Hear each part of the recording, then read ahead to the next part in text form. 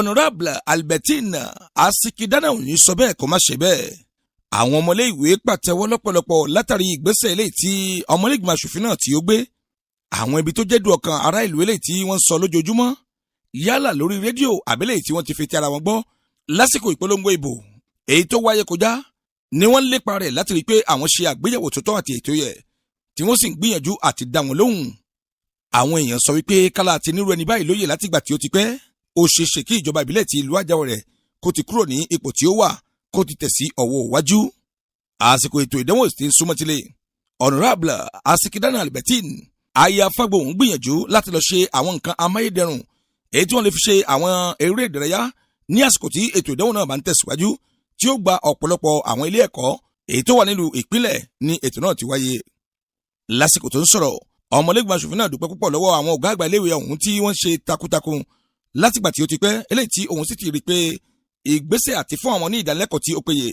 káwọn ọmọ náà lè wà ní ara àwọn ọ̀mọ̀wé tí ìjọba ìbílẹ̀ ti ìlú Àjàwọ̀rẹ̀ òun náà ni wọ́n ń lépa ẹ̀.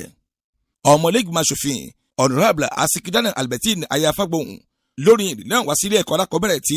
ìpínlẹ̀ Central eléyìí tí àwọn olùsíbẹ̀ tí wọ́n ṣe àgbékalẹ̀ rẹ̀ fún wọn láti ràn wọ́n lọ́wọ́ fún bí ìdánwò ọ̀hún bó ṣe kù sí dẹ̀dẹ̀. Àwọn ohun tí wọ́n lò fún ètò eré ìdárayá lásìkò tí ìdánwò bá ń lọ ní ilé ẹ̀kọ́ alákọ̀ọ́bẹ̀rẹ̀ ti ìpínlẹ̀ Central òun ni onírúurú náà gbìyànjú láti ṣe fún wọn. Ṣíbá ni ẹsẹ̀ ìgbìmọ̀ bí ọmọléèwé pé sí ilé ẹ̀kọ́ alákọ̀ọ́bẹ̀rẹ̀ ọ̀hún tí wọ́n sì fi ìdùnnú àti ayọ̀ fi kan arábìnrin Asikidana Albertine pẹ̀lú ìgbésẹ̀ tí ó gbé èyí tí wọ́n fi jíǹkì wọn lọ́pọ̀lọpọ̀. Lẹ́yìn ọ̀rọ̀ àti ìbéèrè tí àwọn tí wọ́n jẹ́ òbí ọmọ iléèwé àti àwọn olùkọ́ ọbẹ̀ béèrè ìpè kí wọ́n gbìyànjú láti ṣe ọgbà tí yóò yí iléèwé ọ̀hún ká eléyìí tí ó túbọ̀ dáàbòbò àwọn tí wọ́n jẹ́ akẹ́kọ̀ọ́ ní ilé ẹ̀kọ́ alákọ̀ọ́bẹ̀rẹ̀ àkọ́kọ́ ti ìlú ìpínlẹ̀. Wọ́n fi àmì ẹ̀yẹ kan arábìnrin Asikidana Albertine ọmọlẹ́gbìmọ̀ aṣòfin èyí tí ó gbérú ẹ̀ ní ìgbésẹ̀ tó sì mú ìdùnnú lọ́pọ̀lọpọ̀ wá. Lẹ́yìn eléyìí ni wọ́n gbìyànjú láti lọ síbi tí wọ́n ti ṣe àgbékalẹ̀ àwọn nǹkan náà èyí tí ó lè rọrùn fún àwọn akẹ́kọ̀ọ́ láti gòkè kí wọ́n sọ̀ àti láti sáré fún ètò ìdánwò tí ó ń bọ̀ lójú ọ̀nà.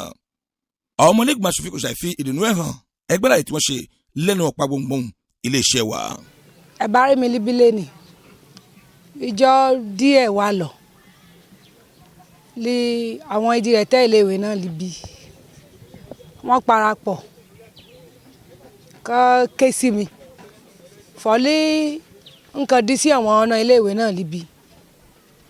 yẹli irinṣẹ́ yọmọdé yẹn mọ ń gùn kan fún lọ òkè yóò yìnbó ń pè ní grandpa pé mo lè pè é gbà náà bàbá wo lóde ní bójí kọ̀ǹkù ìyá àna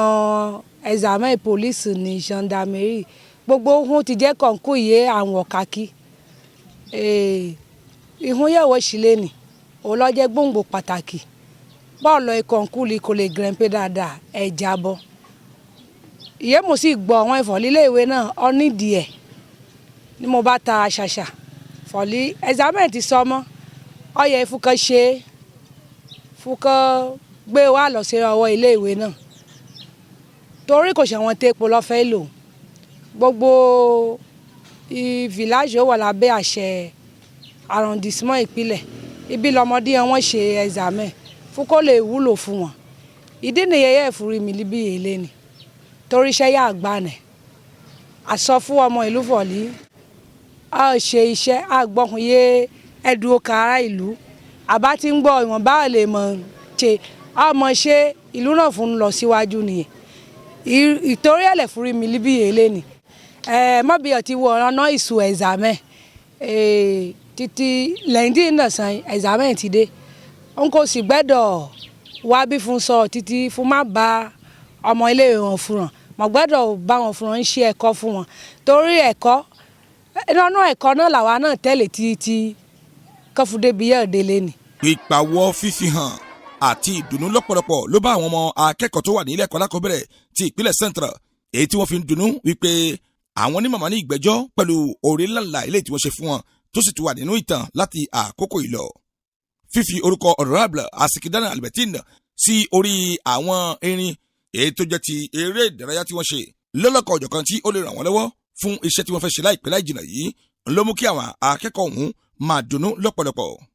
Ọ̀kan nínú àwọn ìgbìmọ̀ bí ọmọléèwé àwọn náà pẹ̀lú kó ṣàìsọ gbólóhùn ọ̀pọ̀ ẹ̀wọ̀n arákùnrin akíọ́lé màkẹ́